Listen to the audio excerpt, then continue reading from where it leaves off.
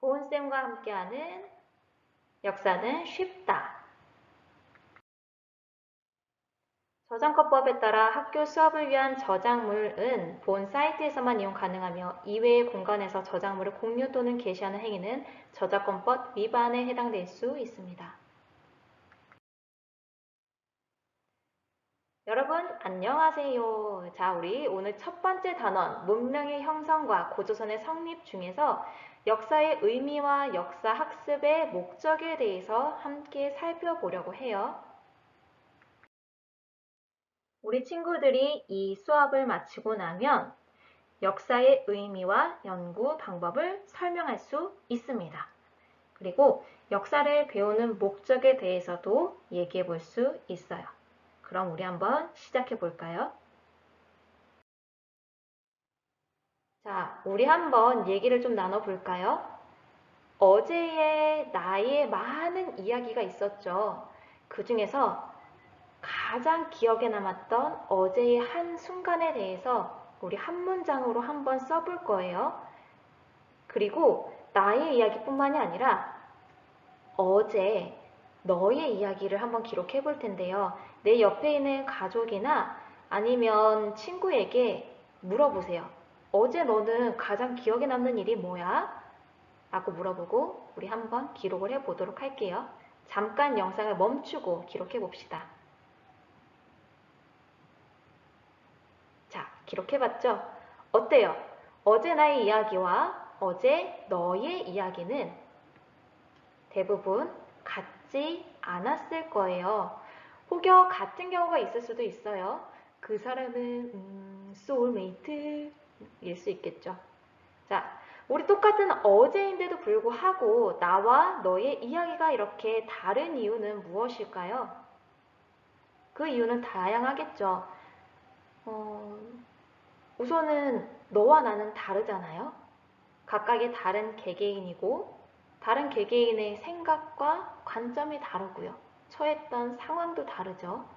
그에 따라 행동했던 것도 다르고요. 그 결과도 다르고요. 이처럼 많은 이유로 인해서 나의 어제와 너의 어제는 다를 수 있습니다.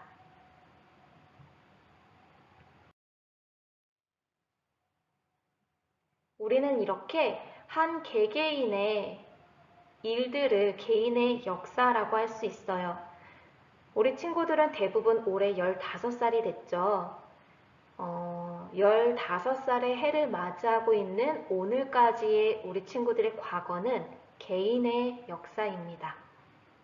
그럼 우리가 배우는 역사는 이러한 우리 개인의 역사를 배우는 걸까요? 그러기에는 너무 많죠. 우리 대한민국에만 해도 인구가 얼마나 많은데요. 그러면 우리는 과연 어떠한 역사를 배우는 걸까요? 맞아요. 우리가 꼭 기억하고 알아야 하는 것들을 배우게 되는데 대부분 그러한 이야기들은 그 자체로서 중요할 뿐만이 아니라 주변의 이후의 역사적 사실이나 사건에 큰 영향을 끼친 것들이 많습니다. 그래서 우리 개개인의 역사들이 우리가 배우는 역사와 일치하지는 않죠. 하지만 우리 개인의 역사가 우리가 배우는 역사가 되기도 합니다. 현재 우리 친구들이 경험하고 있는 코로나19와 같은 이 얘기도 나중에 역사 교과서에 실리게 될 거예요. 뿐만 아니라 우리 친구들 개인의 어떠한 일들이 역사에 기록이 될 수도 있죠. 자, 또 한번 소망합니다. 우리 친구들 개인의 역사가 우리가 배우는 역사가 되기를 응원할게요. 자, 그러면 우리 역사의 의미에 대해서 좀 더 깊게 얘기를 나눠볼까요? 우리 친구들이 어제 수많은 일들이 있었죠. 그런 것은 사실로서의 역사입니다. 그 중에서 우리 친구들이 한 가지를 뽑아서 기록을 했죠. 그건 바로 기록으로서의 역사예요. 그러면 이 사실 또는 기록으로서의 역사의 내용과 성격을 정리해 보도록 합시다. 선생님이 위에 5개를 지금 단어를 띄워놨어요. 이 단어들이 어디에 위치할지 같이 한번 채워보도록 하죠. 화면을 멈춰놓고 먼저 생각한 다음에 하면 더 좋겠죠? 먼저 사실로서의 역사입니다. 과거에 일어났던 무엇이겠어요? 맞아요. 일, 그리고 과거에 만들어진 유물 자체를 우리는 사실로서의 역사라고 합니다. 그냥 그대로 있었던 것을 말하겠죠. 그러면 기록으로서의 역사는 역사를 기록하는 역사가에 의해 선택되어 기록된 과거겠죠. 그러면 이 사실로서의 역사는 어떤 성격일까요? 그냥 그 일 자체, 유물 그 자체라면 그 성격은 당연히 객관적이겠죠. 반면 기록으로서의 역사는 우선은 어떤 일을 기록하려면 수많은 일들 중에 역사가가 중요하다고 생각하는 것을 또는 의미 있다고 생각하는 것을 뽑아서 기록을 해야 돼요. 그러면 선택하는 과정에서부터 역사가의 생각, 판단이 개입되게 되겠죠. 쓰여진 내용도 마찬가지고요. 그래서 기록으로서의 역사는 주관적인 성격을 지니게 됩니다. 두 가지 역사의 의미 파악했죠? 자, 갑자기 어떤 인물의 사진도 등장하고 선생님도 등장을 했죠. 지금 여기에서 볼 수 있는 사진에 있는 사진 속의 인물은 누군가요? 알겠어요?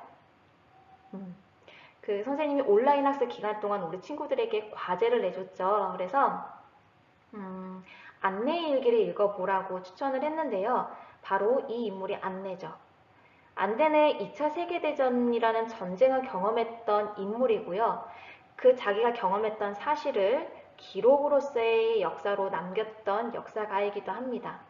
선생님이 읽은 안내일기는 바로 이 책이에요. 대부분 요즘 시중에 나와 있는 거는 안내의 일기 중에서 아빠인 오토 프랑크가 일부 내용을 편집을 했어요. 그래서 조금 더, 요 두께보다는 좀 얇죠. 그래서 시중에 그 내용이 주로 많이 판매가 되는데, 선생님이 읽은 거는 여기 써있듯이, 보이나요? 어떻게 보이죠? 여기 무삭제판이라고 나와 있죠.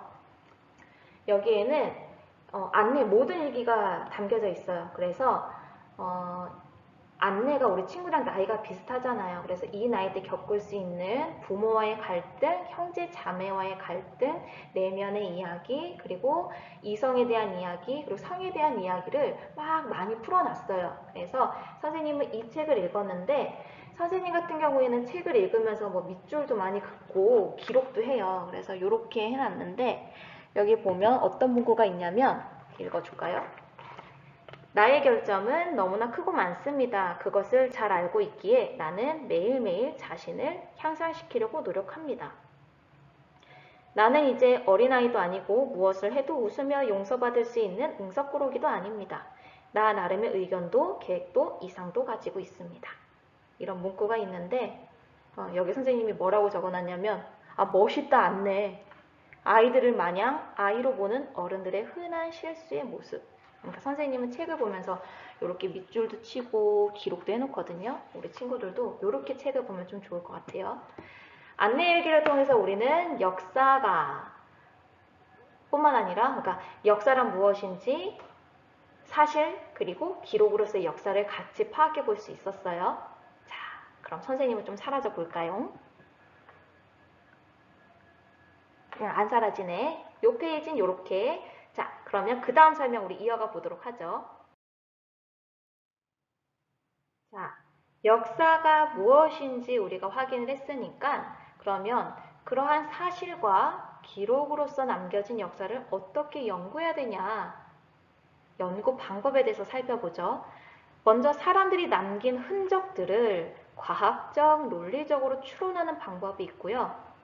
문자로 남겨진 기록을 읽고 그 의미를 해석해보는 방법이 있어요. 우리가 이 연구 방법을 얘기할 때는 시대를 나눠서 얘기를 해볼 수가 있는데요. 우선 이 시대를 크게 선사시대와 역사시대로 우리가 구분을 해볼 수 있어요. 지금 여기에서 선사시대 할 때 이 사자에 해당하는 요 한자가 뭐냐면 가운데 중자에 선이 찍 그어져 있는데 요거는 붓을 손으로 잡고 있는 모양이에요. 그러니까 무언가를 기록하고 있는 모양을 따온 한자죠. 그러면 요 앞에 있는 한자는 무엇이냐? 먼저 선이라는 거예요. 그러니까 즉 기록이 있기 전의 시대를 우리는 선사시대라고 하고요. 그렇다면 여기 있는 역사시대에서 요 한자는 지내다 라는 뜻이에요. 그러니까 기록이라는 것이 있는 채로 지내온 시대에 대한 이야기가 바로 역사시대를 얘기를 하죠. 그러면 이러한 선사시대와 역사시대를 구분하는 기준이 되는 것은 무엇일까요? 맞아요. 바로 문자의 사용이죠. 그러면 사람들이 남긴 흔적을 과학적, 논리적으로 추론하려면 그것은 선사시대에 해당이 될까요? 아니면 역사시대에 해당이 될까요? 3, 2, 1. 오, 속지 않았어요? 맞아요. 둘 다 해당이 되죠. 왜냐하면 모든 과거의 순간들은 인간들이 남긴 흔적들, 즉 유물이나 유적이 있기 때문에 그것을 과학적, 논리적으로 추론을 해야 해요. 모든 시대에 해당이 되죠. 그러면 문자로 남겨진 기록을 읽고 그 의미를 해석하는 것은 과연 어떤 시대에 해당이 될까요? 맞아요. 바로 역사 시대가 해당이 되겠죠. 여기서 잠깐! 역사 도대체 왜 배워야 돼? 굉장히 중요한 질문이에요.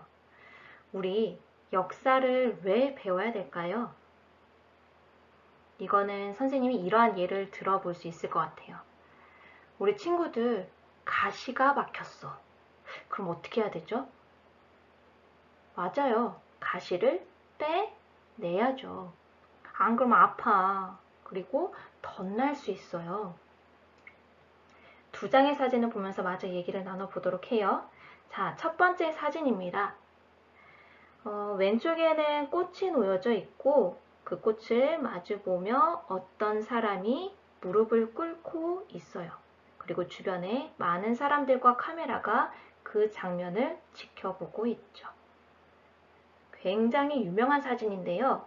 이 사진이 뭐냐면 1970년에 서독일의 빌리 브란트 총리가 폴란드의 수도인 바르샤바를 방문하게 됩니다. 폴란드 같은 경우에는 2차 세계대전이 일어났을 때, 즉 히틀러가 집권하던 시기에 굉장히 많은 수의 유대인이 희생되었던 국가예요. 그래서 빌리 브란트가 바르샤바를 방문했을 때 이곳에는 유대인의 희생을 추모하는 비석이 있거든요. 그 앞에서 무릎 꿇고 사죄를 합니다. 전쟁을 일으켰고 많은 수의 유대인을 희생했던 가해 국가로서 잘못을 반성하고 책임지는 모습을 보여주게 됩니다. 현재까지도 독일에서는 나치 정권에 협력해서 어떠한 행위를 했던 사람들이 있다라는 사실이 밝혀지면 나이가 90이 넘었다 하더라도 처벌을 받습니다. 실제로 그렇고요. 두 번째 사진을 볼까요? 굉장히 유명한 사람이죠. 누구예요? 맞아요. 바로 일본의 아베 총리입니다. 앞에 있는 사람은 하얀색 옷인데 평상복 같지가 않죠. 이 사진은 뭐냐면 지금 아베 총리가 야스쿠니 신사를 참배하는 그런 모습이에요. 참배하러 가는 그 길에서 찍힌 이 장면. 신사라는 게 뭐냐면 일본에서 죽은 자들의 영혼을 신으로 추모하는 공간이 신사인데 야스쿠니 신사 같은 경우에는 굉장히 그 규모가 커요. 그런데 그곳에서 참배하는 행위가 왜 문제가 되느냐? 그 이유는 2차 세계대전에 전쟁 범죄자들, 그 사람들까지도 그곳에 포함이 되어 있다는 거예요. 즉, 야스쿠니 신사를 참배하는 행위는 일본이 자신들의 행위를 차지하지 않는다라는 거죠. 현재도 한일 간에 해결되지 않은 많은 과거 청산이 필요한 문제들이 있어요. 이 두 사진 속 인물들과 그 역사를 살펴볼 때에 독일과 일본이란 나라는 똑같은 2차 세계대전의 가해 국가라는 가시를 가지고 있어요.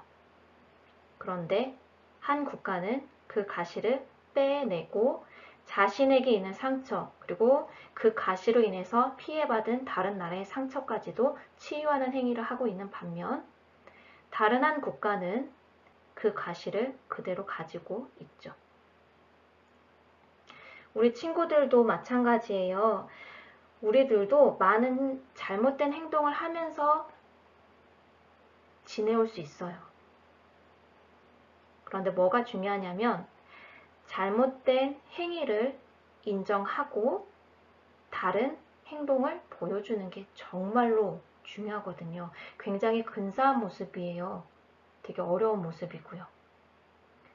우리 친구들이 역사를 배우게 되면, 그리고 역사는 중고등학교에서 끝나는 게 아니에요. 앞으로의 우리 친구들이 인생을 매 순간순간 살아가다 보면 많은 역사적 장면들과 마주하게 될 텐데, 역사에 관심을 가진다면 우리 친구들 눈에 가시들이 보일 거고요. 그 가시를 뽑아내는 행위를 할 수가 있어요. 진짜 멋지죠? 또 응원합니다, 우리 친구들. 화이팅! 이 사진, 우리 친구들 무엇이 떠오르나요? 노란색 리본과 고래의 꿈. 4월 16일은 우리가 온라인 개학을 한 날입니다. 그런데 2020년 4월 16일에서 과거로 시간을 6년을 돌려보면 2014년 4월 16일에 온 국민이 가슴 아파했던 세월호 침몰 사고가 있었던 날입니다.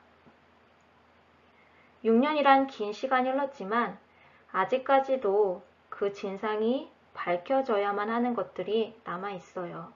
굉장히 안타까운 일이죠. 그래서 시간이 흘렀음에도 우리는 함께 기억을 해야 하고, 그 가시를 빼는 일에 우리가 할 수 있는 것이 있다면 동참을 해야겠죠. 4월 16일 오후 4시 16분 알람을 맞추고 잠시 하던 일을 멈추고 묵념을 같이 해보도록 해요. 코로나19로 추모 행사가 이루어질 수 없기 때문에 온라인상에 세월호 추모관이 있습니다. 링크가 제시되어 있으니까요. 아니면 우리 친구들 검색하면 돼요.